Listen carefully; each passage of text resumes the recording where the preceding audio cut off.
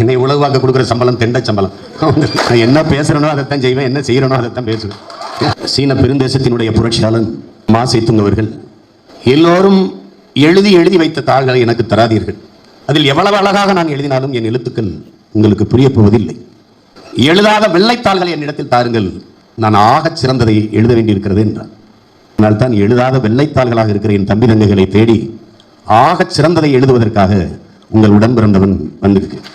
தமிழ் அறிவியலின் பெருமைமிகு அடையாளமாக இருக்கிற நமது ஐயா அப்துல் கலாம் அவர்கள் குடியரசுத் தலைவராக இருந்த காலங்களில் பல்வேறு பள்ளிகளுக்கு சென்று கல்லூரிகளுக்கு சென்று மாணவர்களை சந்தித்தாரே ஒழிய சமூக மாற்றத்திற்கு, நாட்டின் ஏற்றத்திற்கு, முன்னேற்றத்திற்காக மாவட்ட ஆட்சியாளர்களை சந்திக்கல, சட்டமன்ற பாராளுமன்ற உறுப்பினர்களை சந்திக்கல, அமைச்சர்களை, முதலமைச்சர்களை சந்திக்கல.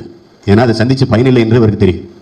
யார் மேல் நம்பிக்கை வைத்தார் என்றால் அடுத்த தலைமுறையை தயார் செய்வதை தவிர வேறு வழி இல்லை என்ற புரிதலோடு தான் பள்ளி கல்லூரி மாணவர்களை சந்தித்தார். நமது அருள் தந்தை சுவைக்கின் அவர்கள் 2 நாளா என்னை உளவுத்துறை தூங்க விடலைங்கிறார். அவரை எதுக்கு கூப்பிடுறா, ஏன் கூப்பிடுறா, அவர் என்ன பேசுவார், என்னத்தையே பேசிட்டு பாரு, உனக்கு என்ன, நான் என்ன பேசினா உனக்கு என்ன, அவ்வளவு பயம் இருக்குல்ல.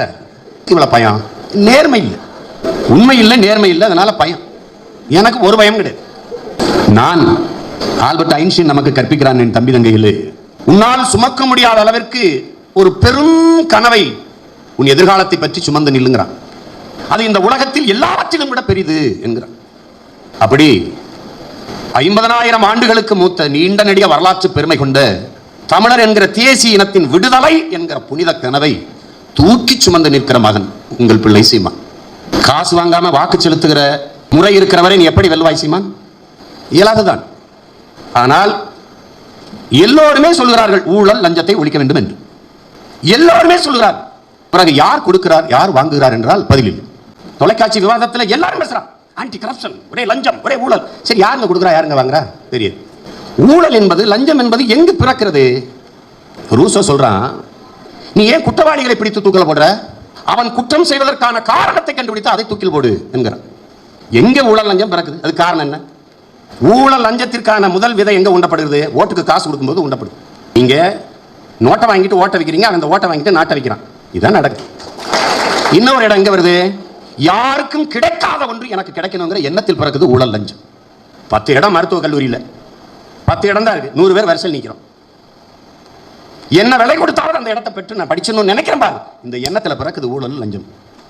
இப்ப இந்த எண்ணத்தை தூக்கிலிடணும், இந்த எண்ணத்தை ஒழிக்கணும், அந்த காரணத்தை கண்டுபிட்டு அழிக்கணும். அதை கண்டுபிடிச்சு அழிக்காம ஒழிக்க முடியாது. ஊழல் லஞ்சத்தை ஒழிக்கணும்னு சட்டம் இருக்கு, லஞ்ச ஒழிப்புத்துறை ஒன்று இருக்கு. இவர் லஞ்சம் வாங்கிட்டார், நடவடிக்கை எடுங்கன்னா அவருக்கு தான் லஞ்சம் கொடுத்தா தான் நடந்து போய் நடவடிக்கை எடுப்பார். என்றால் ஊழல் லஞ்சமும் தேசியமயமாக்கப்பட்ட தேசத்தின் மக்கள் தான். நீ லஞ்சம் வாங்கலைன்னா பிழைக்க தெரியாதவ கதைக்கு ஆக மாட்டான்பா. இது இங்க இருக்கிற கட்டமைப்பு அப்படி. அப்ப வழி என்ன இருக்கு? நான் ஊழல் லஞ்சத்திற்கு எதிரானவன், நான் லஞ்சம் கொடுக்கவும் மாட்டேன், பெறவும் மாட்டேன் என்று உளமாற உணர்ந்து தயாராகி வருகிற ஒரு தலைமுறையை தயார் செய்வதை தவிர இதை ஒழிப்பதற்கு வாய்ப்பில்லை. அதனால என்ன சொல்றேன், என் ஆத்தாளப்பன், என் அண்ணன் தம்பி, எங்க மாமச்சானை நம்பி பயன் இல்லை, என் தம்பி தங்கைகளை நம்பிதான் பயனடைய முடியும் என்கிறனால ஓடி முடியும். எங்க அம்மாட்ட போய் எத்தனை தாய்மார்கள்ட்ட பேசி பார்த்துருல, ஏமா காசு வாங்குறேன், எல்லாரும் வாங்குறானப்பா. அதுக்கு மேல எனக்கு அறிவுரை, நம்ம காசு தானப்பா, நம்ம காசு எப்படிமா அவன்கிட்ட போச்சு? அதுக்கு பதில், நாள்தோறும் உழைக்கிற இவனிடம் இல்லாத காசு ஒருவேளையும் செய்யாதவனிடத்தில் எப்படி போய் சேர்ந்தது? இதுதான் சுரண்டல், வர்க்க சுரண்டல். அதை கற்றுக் கொடுக்க இங்க ஒருத்தர் இல்லை, சொல்லிக் கொடுக்க ஒருத்தர் இல்லை. நம்ம காசு தானே, யார் வாங்கல, எல்லாரும் வாங்குறான். தனி மனிதன் சீமான் கையேந்தனால் பிச்சை, எல்லாரும் சேர்ந்து ஏந்தனா இலவசம். ஒரு சமூக அமைப்பு பாருங்க. ஆறுதலால் காயங்கள் ஆறுவதில்லை, அழுவதனால் எதையும் அடைந்து விட முடியாது, தூறல்களால் பயிர்கள் விளையாது, என் தேசத்தை நாசமாக்கிய ஒரே சொல் இலவசம். தவத்திற்கு குன்றக்குடி அடிகளார். இலவசம் என்பது ஒரு கவர்ச்சி திட்டம், அது வளர்ச்சி திட்டமே அல்லது ஒரு வீழ்ச்சி திட்டம், அது ஒரு கவர்ச்சி திட்டம். அண்டா தாரேன், உனக்கு மிக்சி தாரேன், உனக்கு செல்போன் தாரேன், ஸ்கூட்டிக்கு மானியம் தாரேன். பேருந்து கட்டணத்தை ஏற்றி விட்டு ஸ்கூட்டிக்கு என்ன மானியம் வேண்டி கிடக்கு? எல்லாரும் என்ன மாத்திட்டாங்க, அரசியல் பேச. அரசியல் இல்லாம ஒண்ணும் இல்ல ராஜா, இங்க வாயை திறந்தாலே அரசியல்ங்கிறான் லெனின். ஒவ்வொரு மனிதனின் ஒவ்வொரு வார்த்தையிலும் அரசியல் பிறக்கிறதுங்கிறான் அரசியல் புரட்சியாளர் லெனின். அரசியல் என்ற எண்ணமே இல்லாதவன் மனிதனாகவே இருக்க முடியாதுங்கிறார் அண்ணல் காந்தியடி. இப்ப நீங்க யாருன்னு முடிவு பண்ணிக்கிறீங்க?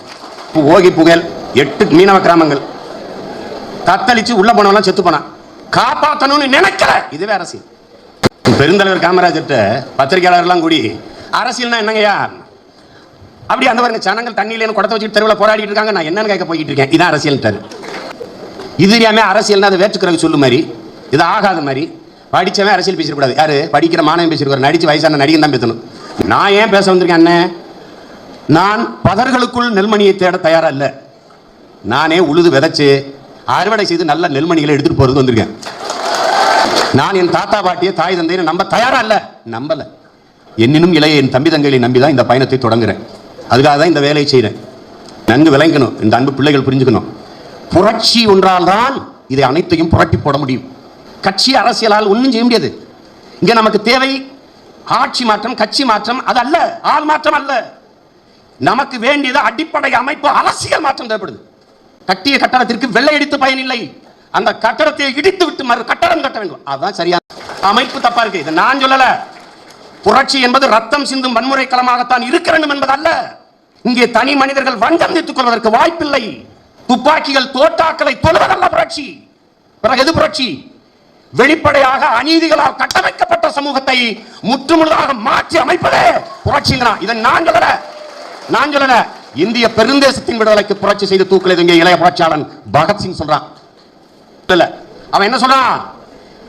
உடனடியாக இதை செய்யவில்லை என்றால், உடனடியாக இதை செய்து காப்பாற்றவில்லை என்றால் இந்த சமூகத்தின் நாகரிகம் முற்று முழுதாக சரிந்து விழுங்கிறான். பல பெரிய பேராபத்தில் நின்று கொண்டிருக்கிறா தேசம்ங்கிறான். புரட்சி என்பது மனித குலத்தின் பிரிக்க முடியாத உரிமை. இளைய புரட்சியாளன் பகத்சிங் நமக்கு கற்பிச்சது. மாற்றங்கள் வந்திருக்கு. மனித குல வரலாற்றில் பல்வேறு புரட்சிகரமான மாற்றங்கள் நிகழ்ந்திருக்குது, நிகழ்ந்து கொண்டும் இருக்கிறது. சமூகம், அரசியல், அறிவியல், பொருளாதாரம், தத்துவம், கலை, இலக்கியம், பண்பாடு, எல்லா துறைகளிலும் மாற்றங்கள், புரட்சிகர மாற்றங்கள் நிகழ்ந்திருக்கிறது, நிகழ்ந்து கொண்டு இருக்கிறது. லெனின் என்ன சொல்றான்? புரட்சி என்பது கட்டளையின்படி நடப்பதில்லை. நான் உத்தரவிட்டா அப்படி புரட்சி வர்றது. அது தருணங்களை பார்த்து நிகழ்வதில்லைங்கிறான். பிறகு எப்போ அது வரலாற்றின் போக்கிலே முதிர்ச்சி அடைகிறதுங்கிறான். அது உள்நாட்டு வெளிநாட்டு பல்வேறு காரணங்களால் வெடிக்குது புரட்சிங்கிறான். இப்ப தமிழர் நிலத்தில் புரட்சி வெடித்துக் கொண்டிருக்குது. அது வெளியில உங்களுக்கு தெரியல. நீங்க பாக்குறீங்க ஒவ்வொன்றா ஒவ்வொரு இடத்துல நெருப்பு. மீனவ கிராமங்கள்ல மீனவர் வாழ்வு உரிமைக்கு போராட்டம், ஒரு புரட்சி. ஹைட்ரோ கார்பன் எடுக்காத அந்த கிராமத்தில் ஒரு போராட்டம், ஒரு புரட்சி. கதிராமங்கலத்தில் மீத்தேன் எடுக்காத ஒரு புரட்சி. அணு உலைக்கு எதிரான போராட்டம். ஒவ்வொரு இடத்துல நீட்டுக்கு எதிரான ஒரு போராட்டம். தூத்துக்குடி ஸ்டெர்லைட் ஆலைக்கு எதிரான ஒரு போராட்டம். அங்கங்கே சிறு சிறு கங்குகளாக இருப்பதால் அவன் அணைச்சிடறான். ஆனால் இதெல்லாம் ஒன்றிணைந்து மேற்கு தொடர்ச்சி மலையில குரங்கணியில பத்தி இருந்த மாதிரி பெருநெருப்பாக பற்றுகிற காலம் விரைவில் இந்த நிலத்தில் வரும். அந்த தீ அணைக்க எந்த கொம்பனும் குறுக்கணிக்க போறதில்லை. லெனின் கேட்கிறாங்க, புரட்சிங்கிறீங்களே லெனின், அது எப்போது வரும்?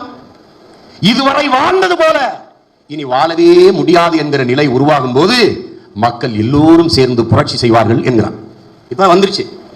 இது அநீதிகளால் கட்டமைக்கப்பட்ட சமூகம். என் அன்பு தம்பி தங்கைகளே, இது அநீதிகளால் கட்டமைக்கப்பட்ட சமூகம். அதை தகர்த்து மிகச்சரியான ஒரு சமதர்ம சமூகத்தை, தூய சமூகத்தை படைக்க வேண்டிய பொறுப்பும் கடமையும் உங்கள் ஒவ்வொருவருக்கும் கையளிக்கப்பட்டிருக்கிறது. அந்த சுமை உங்கள் ஒவ்வொருவர் தோளிலும் சுமத்தப்பட்டிருக்கிறது. இதை நன்கு விளங்கணும். இதே மாதிரி தான் நானும் உட்காந்து படிச்சுட்டு இருந்தேன். படிக்கிற காலத்தில் ஒன்றும் இல்லை. திரைப்படத்தினுடைய பெரிய இயக்குனர் ஆயிரம்னு போனேன். பார்க்க வந்த வேலை வேற, பார்த்துக்கிட்டு இருக்க வேலை வேற. பரமக்குடியிலிருந்து படம் எடுத்து பஞ்சமலைக்கு போன ஒருத்தன். இனத்தின் விடுதலைக்கு படை நடத்த வேண்டிய பொறுப்பும் கடமையும் கையளிக்கப்பட்டுருச்சு. இதுதான் சத்திய உண்மை. நான் பல தடவை சொல்லியிருக்கேன். என் வீட்டு வாலி விழுந்துருச்சுன்னா கிணத்துக்குள்ள குதிச்சேன் எடுக்கிறதுக்கு. உள்ள போகும்போது என் பரம்பரையே மூழ்கி கிடக்குன்னு எனக்கு தெரிஞ்சு. என் இனம் செத்து போச்சு, ஈழதாயகத்தில் காப்பாற்றாம விட்டுட்டாங்களே, இனி இவங்களை நம்பி பயனில்லை. எங்கள் தலைவன் எங்களுக்கு கற்பிச்சது, என் தம்பி தங்கைகளுக்கு அதை நான் கற்பிக்க கடமைப்பட்டவன். சிதைந்து அழிந்து கொண்டிருக்கிற தமிழ் தேசிய மக்கள் பாதுகாப்பாக வாழ்வதற்கு போராடித்தான் ஆக வேண்டும் என்ற நிலைக்கு தள்ளப்பட்டிருக்கிறார்கள். இந்த வரலாற்றில் பெரும்பணியில் இருந்து, வரலாற்றின் பேரழைப்பில் இருந்து தமிழ் இளம் தலைமுறையினர் விலகி நிற்க முடியாது என்கிறார். உங்களுக்கென்று கரம் கொடுக்கவோ, ஆதரவு குரல் கொடுக்கவோ, உங்கள் காயத்திற்கு மருந்திடவோ, கண்ணீர் துடைக்கவோ யார் மற்ற நிலையில் உலகில் தனித்து விடப்பட்ட தேசியனத்தின் மக்கள். அதை கவனத்தில் வச்சுக்கணும். எவனும் வரமாட்டான், வந்ததில்லை. இது வரலாற்று உண்மை. தமிழர்கள் அப்படி வாழ்ந்ததில்லை.